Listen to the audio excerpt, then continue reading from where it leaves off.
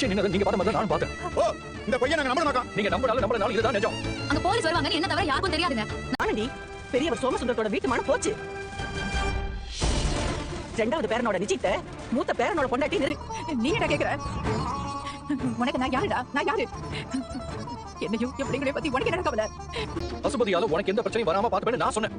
ஏன் தாத்தா கூட இதே தானே சொன்னாரு. அதெல்லாம் தாண்டி ஏன் காவேரி இப்படி செஞ்ச? போலீஸ்ல தூக்கி வச்சு ஆனதுக்கு இப்படி ஒரு பரிசு கொடுத்திருக்கான். இல்லாத ஒரு பையன் சொல்லி அந்த பசுபதி அரெஸ்ட் பண்ண வச்சு. நீக்கோ கல்யாணம் நடக்குதா? என்ன கடத்துனாரு?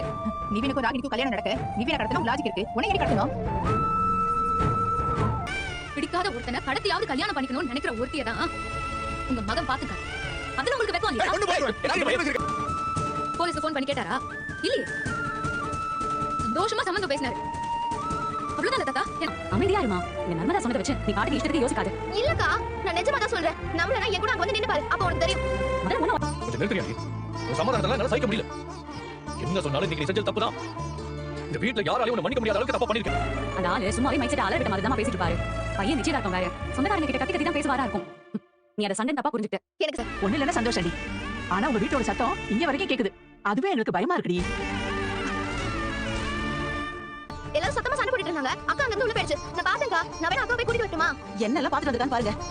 இனிமே இப்படி ஒளிஞ்சிருந்தாலும் பார்க்க கூடாது. எங்களுக்கு அங்க கேக்குற சத்தம் ரொம்ப பயமா இருக்குடி.